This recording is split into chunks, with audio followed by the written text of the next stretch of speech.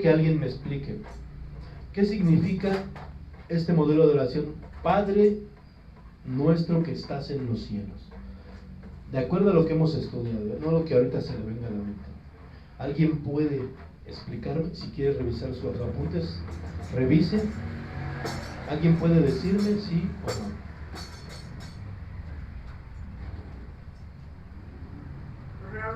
Ya lo alcanzamos a ver eso. No, sí. Sí, de hecho, como lo hemos ido desglosando, por eso ya nos hemos tardado. Este sería, si no mal recuerdo, el tercer miércoles que llevamos con toda esta parte de la forma de orar. No vine el miércoles.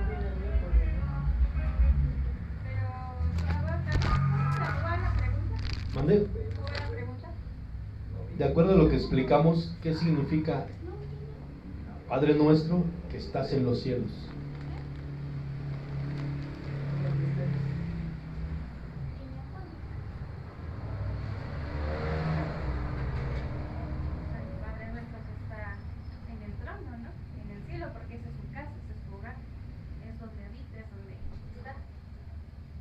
Refleja intimidad. Pero de acuerdo a lo que estudiamos aquí.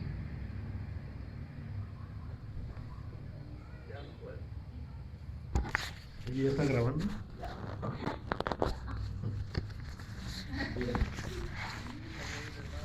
La vez pasada nos quedamos en el pan nuestro.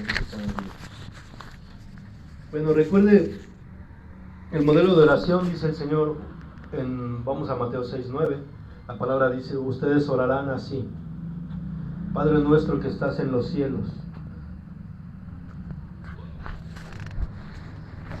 Acuérdense que hablábamos, de acuerdo a lo que explicábamos aquí. ¿Por qué está hablando en plural y no en singular? Dice, Padre nuestro que estás en los cielos. ¿Sí? No está hablando de un cielo, está hablando de los cielos. Bueno, y yo les explicaba a los hermanos. Ay, perdón, espero que sí se haya grabado aquí Bueno, Padre nuestro que estás en los cielos, ¿qué significa? Está hablando en plural, no está hablando de un cielo. ¿Qué significa que estás en los cielos? Que obviamente, conociendo el atributo de Dios que es omnipresente, Él es el único que puede estar en todo el universo. Para nosotros, la información que tenemos de lo que hay en todo el universo es que hay 3 cielos, ¿no?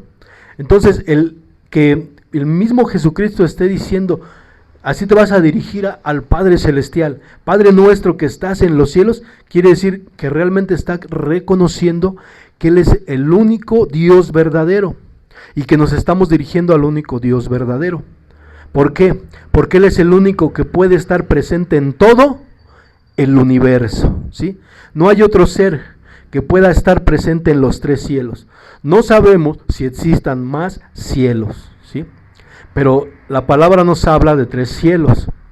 Y de esos 3 cielos el Señor Jesús está diciendo, Padre nuestro que estás en los cielos. Entonces, cuando usted dirige su oración a el Dios que mandó, a el que está hablando en este momento, yo le decía a usted, tenga la seguridad. La importancia de estar estudiando esto es que usted tenga la seguridad de que cuando se está dirigiendo al Dios en el que usted cree, no importa, vamos a decirlo así, el Señor está en todos lados, y no importa tú dónde estés.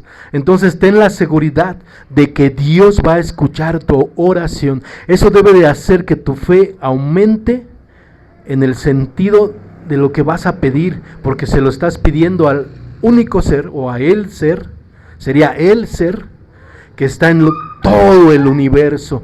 Cuando tú diriges tu oración debes de entender y tener esa fe y convicción de que tu oración la está escuchando Él, ¿sí? Eso debe ser importante. Entonces cuando tú empiezas, ya de ahí, bueno, tú puedes empezar tu oración, Señor, Padre eterno, Dios todopoderoso, Dios de Abraham, de Isaac, de Jacob y mi Dios, o sea, no sé, cada quien ora como va entendiendo también en la Biblia y como su corazón le indica, pero tú te diriges primero a Dios, ¿no? Es lo que nos está indicando, primero dirígete a Él Padre. Ahora, dice ahí la palabra también, santificado sea tu nombre. estamos hablando, la palabra dice que Él es 3 veces santo, ¿sí? Santificado sea tu nombre. También te está hablando que te estás dirigiendo a el ser santo, santo, santo, santo. Y si es santo, ¿qué quiere decir? Que está alejado de Él. ¿Qué significa pecado? ¿Lo recuerdan? En la etimología griega, amartia, ¿qué significa? Errar en el blanco, o sea, tiene error, ¿no? El pecado tiene error. Y si Él es santo, entonces te estás dirigiendo a aquel que no tiene error en su ser, o en el ser, que es Dios, ¿sí? No hay error. Entonces, fíjate, te estás dirigiendo al Padre que es todopoderoso, es omnipotente, que es santo también. Imagínate qué devolución de la oración vas a tener. Porque no le estás pidiendo al vecino, no le estás pidiendo a las creaciones, como muchos piden a los ángeles, a la muerte, a los santos, ¿sí? Que son creaciones. Tú le estás pidiendo a el ser, al Creador. ¿Te imaginas la devolución de tu oración cómo va a ser? Llena de poder, llena de perfección, llena de sabiduría cuando Él te conteste. Porque ¿qué dice después? Venga tu reino. Ahora, ¿qué explicábamos con esto de venga tu reino? ¿Qué significa venga tu reino? ¿Alguien lo puede decir de acuerdo al estudio que hemos tenido? Si se acuerdan o no, díganme. La voluntad de Dios en nosotros como se hace allá en el cielo.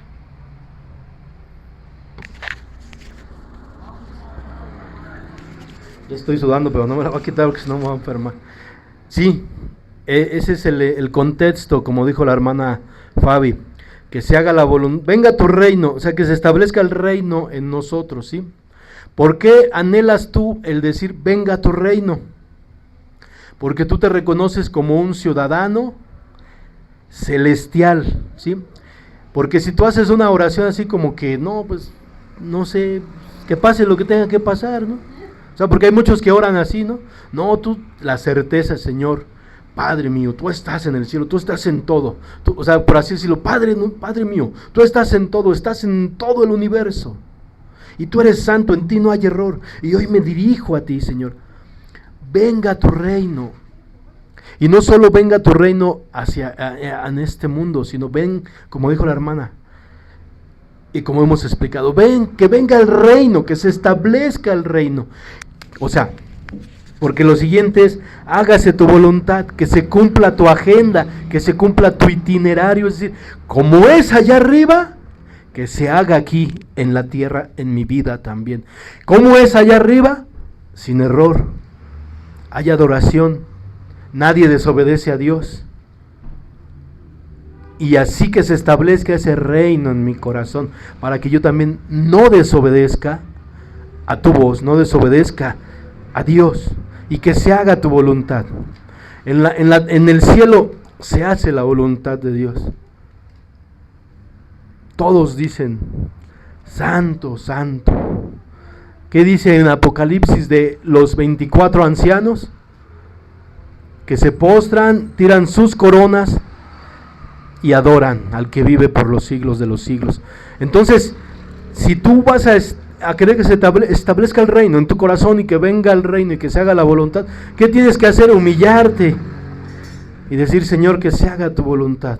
Te despojas de tu corona, ¿sí? No importa si eres pastor de pastores, profeta de profetas, no importa si eres ministro, no eres ministro, no importa si eres el que viene nada más a hacer la limpieza a la iglesia, y que se establezca el reino, que se haga la voluntad de Dios, ¿sí?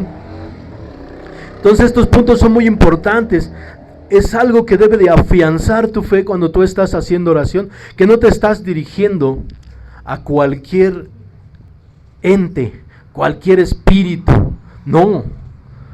Tienes que entender a quién te estás dirigiendo, para que en el momento de la prueba, de la adversidad, tú estés seguro, ¿A quién estás orando? Y no importa lo que esté pasando, y que lo que Él conteste, que se haga tu voluntad.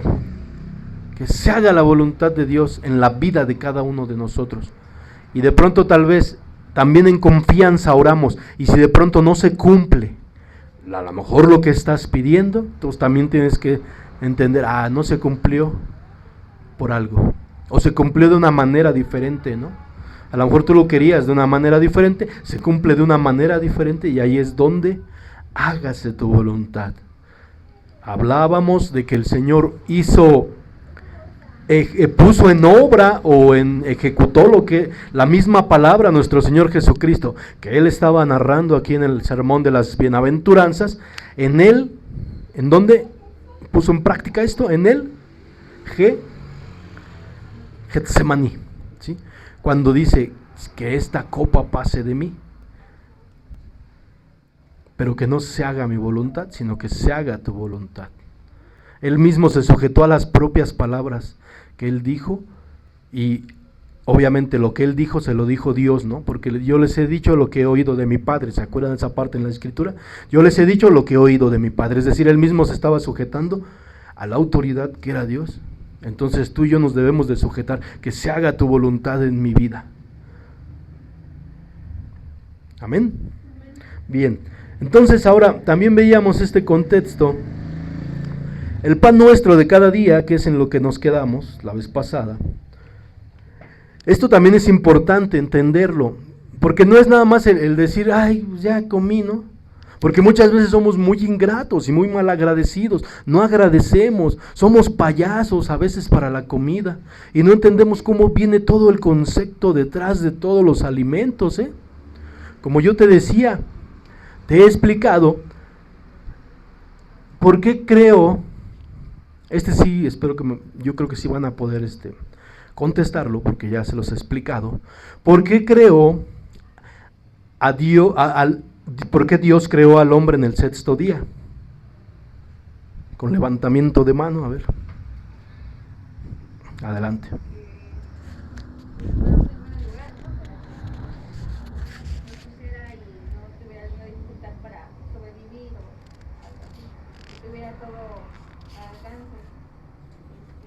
Agua, comida, compañía, los animalitos, así, un hábitat, vaya, para que el hombre pudiera desarrollarse. Muy bien, sí, o sea, porque Dios es omnisciente, ¿no? O sea, es un ser, es el ser que todo lo sabe. Entonces, sí, al ser omnisciente, Él sabe lo que hace. Y obviamente no va a crear primero al hombre y le va a decir, espérate tantito, y te va a poner un tanque de oxígeno en lo que creo la atmósfera para que tú tengas oxígeno. ¡Ay, se me olvidó! Es que, ¿por qué te creé el segundo día, no? El primer día. No, Dios no es así. Y fíjate lo importante, ¿cómo? O sea, para Dios sí es importante que tú tengas comida, porque le dice, de todo lo que hay puedes comer, menos de este fruto, ¿no? Del fruto de la ciencia, del bien y del mal, del fruto prohibido. Bueno, pero entonces fíjate, ¿no? Cómo muchas veces somos ingratos también ante este hecho. Porque fíjate, no sé cuál sea tu comida favorita. Yo apunté una lista de acuerdo a lo que a mí me gusta, ¿no? Dice, yo puse aquí, también el Señor nos muestra nuestra naturaleza humana y qué tan dependientes somos de la naturaleza que Él creó, ¿sí? Nuestra naturaleza humana es dependiente de la naturaleza que Él creó, porque si no existiera nada de lo que tú y yo podemos comer, el ser humano no podría sobrevivir. Eso es un punto para Dios, 0 punto para los ateos. Es un punto para Dios, 0 punto para los evolucionistas. ¿Por qué? Porque se necesita estar muy mal de la mente, teniendo entendimiento, te digo, leyendo los libros, el libro de Génesis, para no creer que existe un Dios que es perfecto, que es santo, que es omnipotente, que es omnipresente, y entender esto tan simple que es el alimento. Que tú y yo dependemos de lo que el Dios Todopoderoso creó primero para ti, para mí. Tenemos una total y absoluta dependencia de Dios. Por lo tanto, de verdad, qué mal están aquellos que dicen que Dios no existe. Porque nada más en esta parte de la Escritura podemos ver: el pan nuestro de cada día, dánoslo hoy. No dice: el pan nuestro de cada día, que me lo dé el agricultor, que me lo dé el ganadero. El pan nuestro de cada día, que me lo dé, no sé, el lechero, ¿no? El queso de hoy, de cada día. No, el Señor creó todo un entorno para que tú y yo pudiéramos comer. Pero a veces somos como los israelitas también. Ay, ya no quiero maná, Señor, extraño las cebollitas del Egipto. Extraño allá las sobras que nos daban, ¿no? Y a veces tú dices: ay, te llevan un plato y tú así de: no, aléjalo de mí. Ese producto viene de algo que el Señor creó, ¿no? No sé, puede ser un plato de lentejas, por ejemplo, ¿no? Ahí está. ¿Y qué comida es la que no te gusta? Pues yo espero que hoy ya dejes de ser payaso. ¿Por qué? Porque el Señor creó todo para ti. Si creó las lentejas y no te gustan, las creó porque esas leguminosas tienen un derivado que te va a ayudar. ¿No te gusta la lechuga y la haces a un lado? Pues tiene zinc, tiene cromo, y eso el Señor lo creó para ti, para mí. Así que ahí estás rechazando. Por lo tal no podrías decir: el pan nuestro, dánoslo hoy. O sea, es como decir: Señor, de todo lo que tú creaste, permíteme hoy poder comer, ¿no? Ah, pero esto no, es que no, Señor, el brócoli, ahí sí te falló, Señor, ¿cómo crees? Los frijoles, no, Señor. O sea, bueno, es un decir, ¿no? Pero ¿qué tan dependientes somos de la naturaleza que Dios creó? Totalmente dependientes, ¿sí? De todos estos elementos que sirven: los hongos, el maíz, la flor de calabaza, a mí me gusta mucho con queso, un aguacate, los pollitos, el pescado, la res, el puerquito. El pan de cada día es posible tenerlo a la mesa gracias a Dios, que creó todo este sistema de cosas antes de crear al hombre, y permite que siga así aún después de la rebeldía del hombre. Permite que estos elementos se sigan dando en la tierra. Así que vea usted todo lo que encierra esta palabra: el pan de cada día, dánoslo hoy.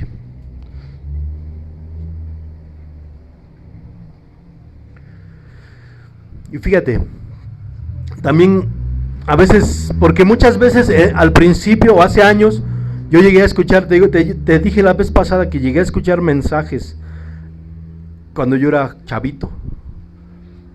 No sé por qué hay cosas que no se me graban, pero hay cosas que sí se me quedan así al dedillo.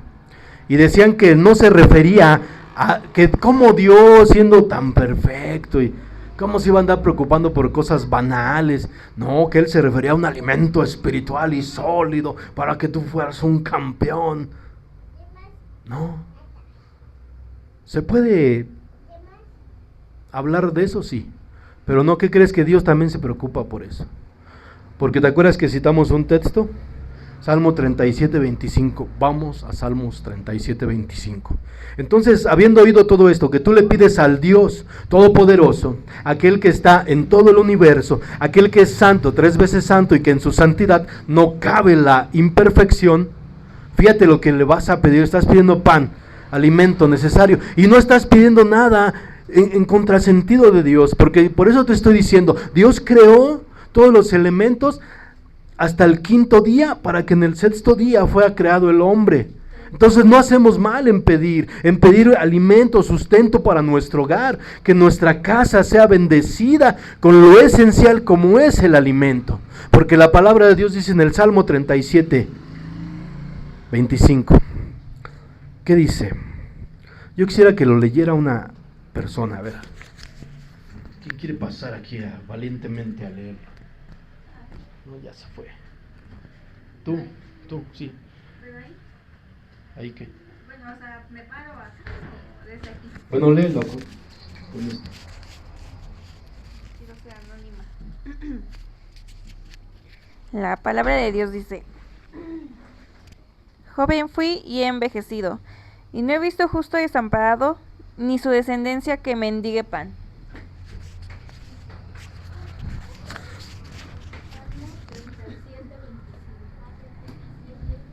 Fíjate lo que está diciendo, joven fui y he envejecido, y no he visto justo desamparado ni que sus hijos mendiguen el pan. Tú tienes que creerle a Dios esto también. El pan de cada día danos. Señor, tú me vas a sustentar.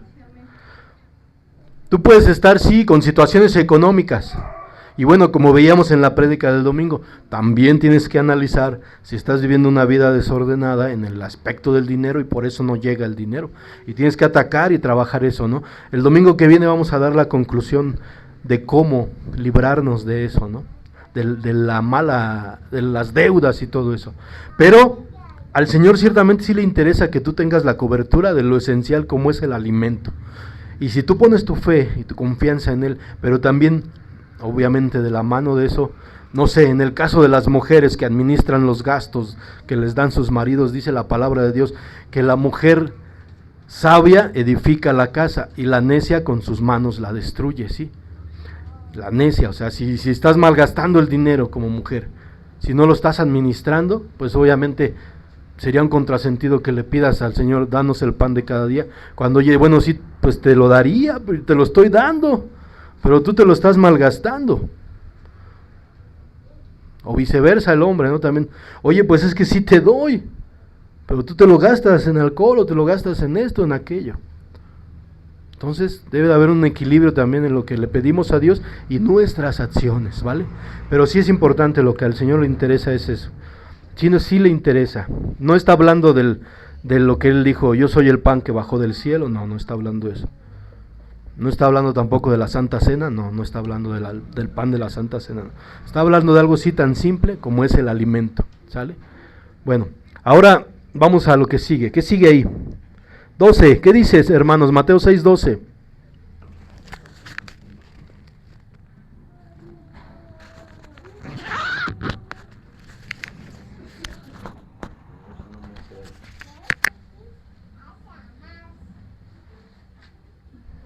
Ya, Gaby, ya.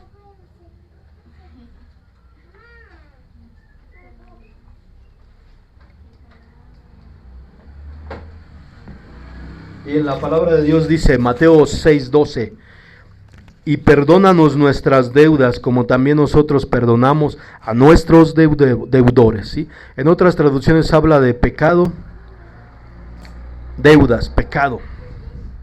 Puedes buscar en la traducción, hermana, de tu cel, hermana Fabi. No, trajiste bien. Hay una Biblia verde por ahí también. Que creo que ahí viene otra. Bueno, perdona nuestras deudas como también nosotros perdonamos a nuestros deudores. En otras traducciones dice, más bien dice ofensas, sí. Ya me acordé, ofensas. Entonces dice, a ver ahora aquí para instruirnos. ¿A qué se refiere esto de perdona nuestras ofensas, como también perdonamos a los que nos ofenden? A ver, pregunta. Entonces, ¿es la forma en que podemos ser salvos? Porque aquí dice, yo perdono, entonces tú me perdonas. ¿Sería un método para ser salvos? ¿Es un método para ser salvos esto? Está hablando como una fórmula, ¿no? A ver, la oración dice, perdona mis ofensas, como yo también perdono a los que me ofenden. ¿Es un método para ser salvo? ¿Está hablando de eso? No tiene que ver con la salvación, tiene que ver con cómo podemos vivir en este mundo terrenal en paz con los demás. Tiene que ver con un resultado de ser hijo de Dios, porque empezó el Señor Jesucristo diciendo, Padre nuestro que estás en el cielo, y venimos de estar estudiando Mateo 5, ¿no? Que ahí nos habla, perdona las ofensas, y todo lo que nos ha hablado en el Sermón del Monte desde Mateo 5, Mateo capítulo 5. Y si quieres ser hijo de Dios, tienes que hacer estas cosas, para que seas como tu Padre que está en los cielos. Entonces ya es algo que va relacionado con ser hijo de Dios. El resultado de ser hijo de Dios es tener un corazón perdonador. El resultado de ser hijo de Dios es tener un corazón donde no crezca una raíz de amargura y donde sea fácil el poder decir, el hermano Mario me ofendió, Señor, y en mi oración yo perdónalo, Señor. Y yo te pido también que me des un corazón que perdone. Y también a mí perdóname mis ofensas, porque así como él tuvo un mal acto conmigo, en su carne, yo también he tenido actos malos con él o con otra persona. Por lo tal, reconozco, Señor, que necesito pedir perdón para que tú también me perdones. Necesito ponerme en su lugar para ser perdonado, ¿sí? Esto no tiene que ver con la gracia, no tiene que ver con el perdón que nos dio Cristo a través de su sangre, a través de ese regalo maravilloso que es la salvación. Esto tiene más bien que ver con el resultado de comprender la gracia, que es la gracia, ¿un qué? Un regalo inmerecido, ¿sí? Inmerecido de Dios. Si Él nos con lo material que con lo espiritual. ¿Mande? Tiene que ver más con lo material que con lo espiritual. ¿Cómo? Lo de perdonan nuestras faltas, como nosotros perdonamos a los que nos ofenden, tiene que ver más con el ámbito físico que con lo espiritual. Porque en lo espiritual el que cubre la falta es nuestro Señor Jesucristo, el que nos perdona y nos libra del pecado. Y por lo consiguiente es el regalo de la gracia, pero es espiritual. Y la recompensa es eterna, vida eterna, es la parte espiritual. Pero a partir del versículo 11, todo lo que se refiere al Padre Nuestro nos está hablando en la manera física, o sea, en la carne, en lo físico. Yo creo que no, porque, o sea, ¿cómo físico? No entiendo. O sea, ¿una ofensa física? Porque estamos hablando de ofensas. No, me refiero a lo físico, a lo carnal, a la parte humana. No tiene que ver con la parte espiritual, sino con la parte física. Yo considero que sí, porque ¿dónde se desarrolla, por ejemplo, el pensamiento que nos habla en el Sermón del Monte de no llames fatuo a tu hermano? Se está desarrollando aquí en la mente, ¿no? No, porque de repente alguien hace algo y tú no piensas premeditadamente decirle tonto, sino que al instante le dices, ¡ay! Ajá, eso sería como la carne, porque si utilizaste la lengua, dice Santiago, la lengua inflama toda la rueda de la creación, o sea, todo lo que es creación, todo lo que toca. Pero yo creo que también, obviamente, se refiere a lo espiritual, a lo espiritual. Recordemos que lo espiritual es etéreo, o sea, es algo que no se puede ver o tocar. Entonces, si yo también nos habló, ¿no? El Sermón del Monte dice, si miras a una mujer para codiciarla, ahí es espiritual el daño, ¿no? Tanto para la persona como para ti. Entonces yo creo que también esa es una ofensa que merece, o que entraría aquí en esta petición de perdona mis ofensas, como yo también perdono a los que me ofenden, ¿no? Yo pienso que también tiene que ver con lo espiritual. Entonces, bueno, no tiene que ver con la gracia, esto tiene que ver con un resultado de comprender la gracia, que es un regalo inmerecido. Si el Señor nos perdonó, ¿quién seríamos nosotros para no perdonar? Efesios 4:32, hermanos, por favor.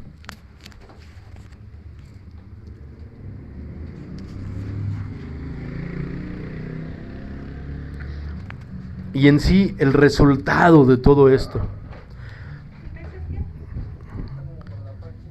Efesios 4:32.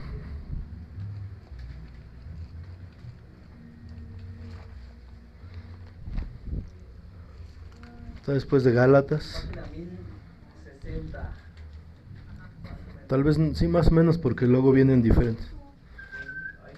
¿Ya ves? No, sí es muy difícil. Bueno, por ahí.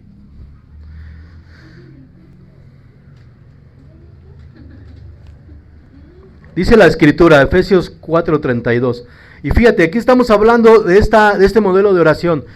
Ya hemos ido analizando, el Señor, ahorita estamos entrando a donde el Señor dice estas palabras: perdona nuestras ofensas como también nosotros perdonamos a nuestros ofensores, ¿sí? Pero antes de esto, se supone que todos los que estamos aquí, unos ya estamos bautizados, otros han aceptado a Cristo. La aceptación de Cristo fue el reconocimiento de una vida de pecado. Hermana Marisela, no me lo diga, obviamente. Hermano, los que no están bautizados, hermana Abril, la hermana, todos los que no están bautizados, aceptaron a Cristo ya. El reconocimiento de haber aceptado es porque reconocieron que eran unos pecadores perversos, malos y cochambrosos, igual que yo. ¿Sí? ¿Cuál es la ofensa más grave, el pecado más feo, o uno o dos? Yo tengo varios, la verdad. Nada más recuérdalo, obviamente, no lo digas, no lo digan. Se supone que ustedes ya aceptaron a Cristo. Al aceptarlo es reconocer que Cristo murió por ti en una cruz para el perdón de tus pecados, de tus ofensas. Ahora aquí la palabra está diciendo: perdona a los que te ofenden. ¿Sí? El Señor está diciendo que en la oración debemos decir: Señor, perdona mis ofensas como yo también he perdonado a los que me ofenden. ¿Sí? Fíjate, el Señor perdonó ese pensamiento, ese pecado, esa ofensa que yo te dije ahí que trajeras a tu memoria. Entonces, ¿quiénes seríamos nosotros para no perdonar? O entonces, ¿aceptas el perdón de Cristo o no lo aceptas? No, porque aquí también se está refiriendo como a eso, ¿no? No acepto perdonar. No me perdones.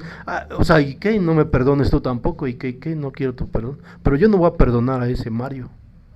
No, yo no voy a perdonar a la hermana Fabi, ¿eh? No, pero yo no te voy a perdonar, ¿eh? No me importa. ¿Y qué? Ni quiero tu perdón.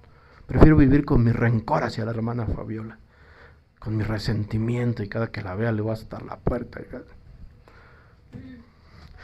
Bueno, les hablo de un pasado. Ya no somos así. Entonces, ¿qué dice la palabra en Efesios 4:32? Fíjate: antes sean benignos unos con otros, misericordiosos, perdonándoos unos a otros, como también Dios os perdonó a vosotros en Cristo. Perdona, este es el modelo que te di para tu vida. Mandé a mi Hijo Jesucristo a morir por ti, por todos tus pecados. El modelo que te di, como también Dios te perdonó a ti, como Dios ha hecho con tu vida. Perdona también tú, como Dios te perdonó en Cristo Jesús. Haz el bien como el bien que yo te he hecho. Antes sean benignos unos con otros y misericordiosos. Hermana Marisela, ¿qué significa la palabra misericordia? O más bien, ¿cuál es la explicación de la palabra misericordia? Se la dije el otro día, espero la recuerde. Si la recuerda, dígalo, y si no, ahorita lo vamos a repetir. ¿Qué significa la palabra misericordia? ¿Alguien sabe lo que es misericordia? Adelante, hermana. A ver si. Darle algo al que no se lo merece.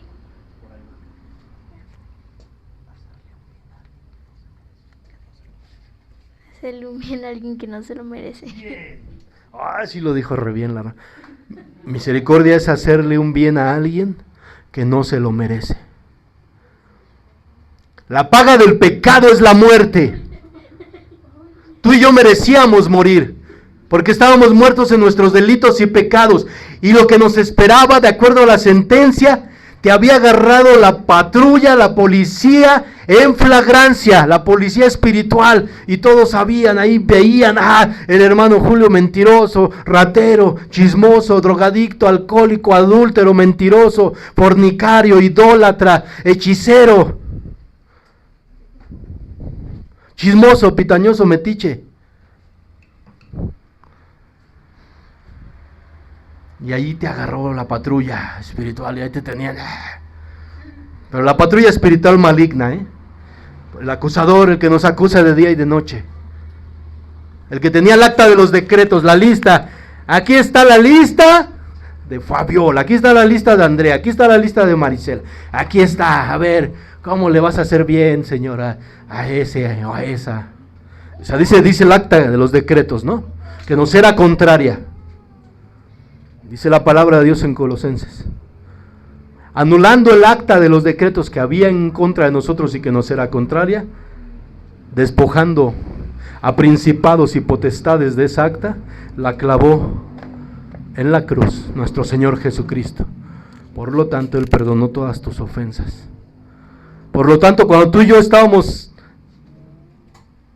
a 2 segundos de que te sentaras en la silla eléctrica, de la que habla que la paga del pecado es la muerte, llegó Cristo y dijo, hazte para allá. Cuando tú y yo estábamos por ser sacrificados, niñas, ¿quién es la figura de Barrabás?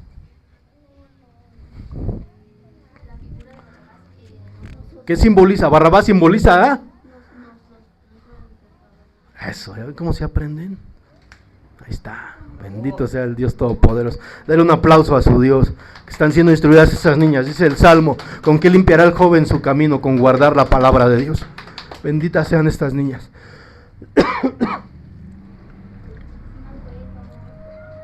Entonces ahí estabas tú, todo Barrabás o Barrabasa, para ser ejecutada en el máximo instrumento de tortura de la época romana. Y dijo Dios, ten este regalo de la gracia. ¿Qué es un regalo qué, hermana? Hermana Andrea. ¿Qué significa la misericordia de Dios? ¿Qué significa misericordia? Lo acabamos de decir. ¿Qué significa? Darle agua al que no se lo merece. Hacerle un bien a alguien que no se lo merece. Entonces, esta era la cruz. Tú ya estabas para hacer ahí Barrabasa o Barrabás. Y el Señor dijo, te voy a dar misericordia. No lo mereces, pero yo lo voy a hacer. Por el puro afecto de mi voluntad, quítate de ahí. Y yo voy a ocupar tu lugar. Te voy a hacer un bien, te voy a perdonar. Por lo tanto, entendiendo esto, tú debes de tener un corazón perdonador. El Señor lo que está diciendo aquí, cuando en Mateo, vamos a Mateo 16, a Mateo 6, donde estamos viendo. Mateo 6:12 dice, perdona nuestras ofensas, como también nosotros perdonamos a nuestros deudores. Un cristiano, un hijo de Dios, un hombre, una mujer que ha tenido este encuentro con la gracia, que ha sido bajado de la cruz y que el Señor ocupa su lugar, debe de estar conmovido todo el tiempo, debe de estar pensando siempre todo esto. Es más, no debería de serle muy difícil en una oración, en cualquier momento decir, perdona mis ofensas, como yo también he perdonado, como yo también he hecho. No he guardado rencor, Señor, en mi corazón. Me hicieron mal, pero he decidido actuar como tú. He decidido ser benigno como tú. He decidido practicar esa misericordia. Y voy a hacerle un bien a alguien que tal vez no se lo merece, porque me ha ofendido, me ha humillado. Sí, pero ¿sabes, Señor? Tú me perdonaste a mí cosas peores que yo hice.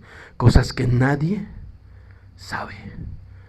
Cosas que si yo les contara a los que están aquí sentados, agarrarían y se levantarían y se irían. Tal vez, es un ejemplo, ¿no? Y no creo ser el único. No creo ser el único que ha sido humillado por el pecado de esa manera. Así que, hermano, yo te invito, bueno, la palabra te invita, el maestro aquí está hablando y te invita a que tú seas perdonador, a que tú tengas un corazón que pueda perdonar. Es en sí tener un corazón que perdone. Si tú pasas mucho tiempo con rencor en tu corazón, con molestia en tu corazón, hay mucho que trabajar como hijo de Dios. Y sigue diciendo, ahora vamos a pasar al 13. Y yo creo, sí, el 13, pequeña. Dice la palabra de Dios, y no nos metas en tentación, mas líbranos del mal. O sea que Dios es un Dios que está jugando ahí con un videojuego y dice, voy a meter en tentación a alguien. No. Ahora la palabra tentación también se deriva en prueba.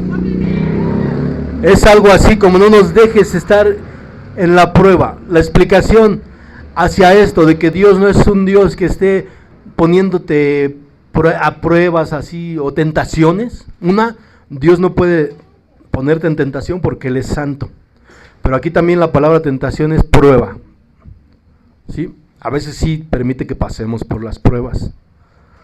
Pero vamos a Santiago 1, 13, 14. Nadie es tentado o nadie es puesto en peligro por parte de Dios.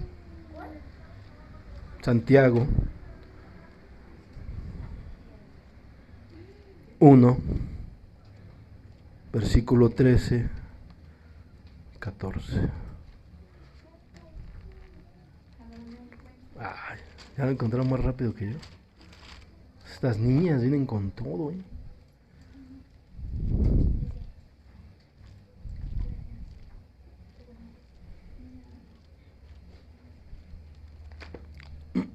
Santiago 1, a ver, ya está. 1, 13, 14.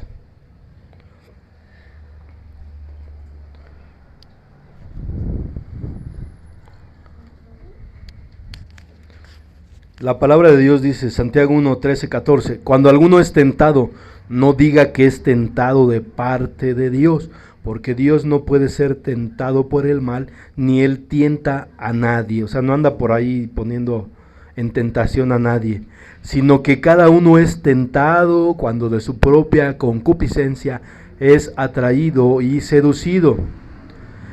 Entonces esta concupiscencia, es decir, esta dureza en la forma de pensar, después que ha concebido, da luz al pecado, y el pecado siendo consumado, da luz a la muerte. ¿Sí? Cada quien es tentado según su propia concupiscencia. Yo les he explicado esto, que hay un mundo espiritual maligno causando una influencia sobre la vida del ser humano. Todo lo que tú has sufrido, todo el pecado que ha arrastrado a tu vida en una vórtice de calamidades, miserias, tragedias, ha sido porque ha habido una influencia. Y entonces se ha desarrollado en diferentes personas, se desarrollan diferentes formas de pecado. Algunas son groseras, algunas son adúlteras, algunas son chismosos, o sea, se incrementa más, ¿no? Como esa parte.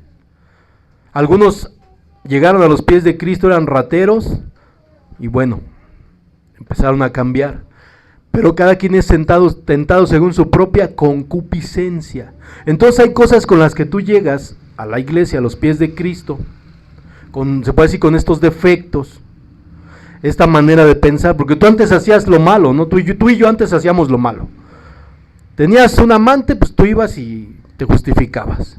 Tenías un empleo y agarrabas dinero y tú te justificabas, ¿no? Que porque al cabo que la empresa son ricos, ¿no? Y yo les puedo agarrar dinero, ¿no? Porque no les pasa nada. Y así. Entonces, de acuerdo a la forma en la que piensas, eres tentado por el mal. Y es ahí donde tú debes de tener cuidado y yo debo de tener cuidado. Si tú sabes que hay algo en tu vida que eres débil, tienes que alejarte. ¿Eres alcohólico? No te juntes con las personas que toman si estás deseando realmente hacer un cambio para agradar a Dios. ¿Eres chismoso? Ya no vayas con aquellos con los que de pronto estás en el chisme. Y así con cada cosa que hay un error en tu vida, aléjate. No es que Dios tienta. ¿Qué dijo Job cuando le fue quitado todo?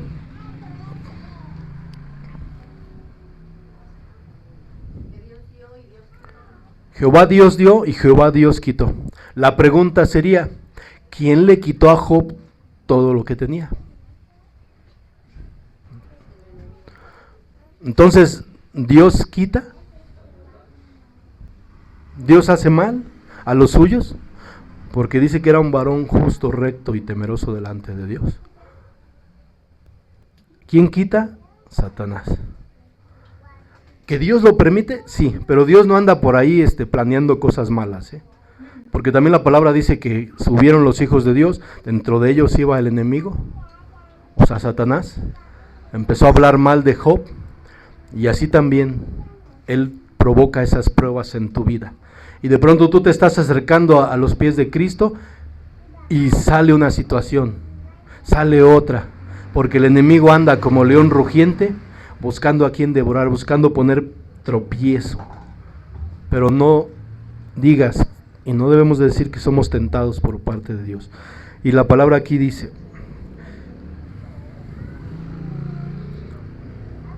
bueno, vamos a cerrar hoy con y vamos a seguir analizando en la semana que viene.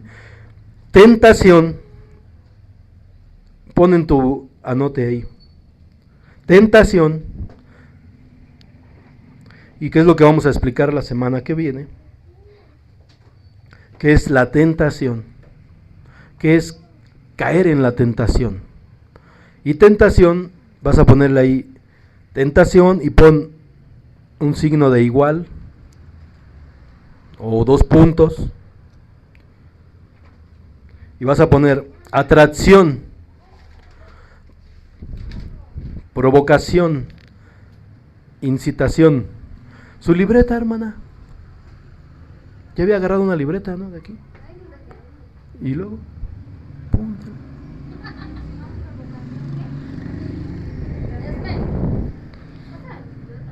Bien, nos vamos a despedir de nuestros hermanos en las redes sociales. Hermano, ahí en las redes sociales, como va a quedar grabado, usted va a tener tiempo. Yo mientras me voy a quedar aquí con los de la iglesia. Tentación es igual a atracción, provocación, incitación, seducción, sugestión, fascinación, embaucamiento. Tentación, del latín temptationis, intento, prueba, tentativa, del verbo temptare, palpar, tocar, sondear, intentar, experimentar, poner a prueba. Haga usted este anote o guárdelo en su celular, un registro. Y yo me despido de ustedes, que Dios los bendiga, que Dios sea con ustedes, que esta enseñanza que ha sido traída sea de bendición para su vida. Y recuerde que cuando usted ore, se está dirigiendo al Dios Todopoderoso, a el Santo de Israel, que tenemos que tener un corazón que no guarde rencor y que fácilmente pueda perdonar. Que Dios los bendiga.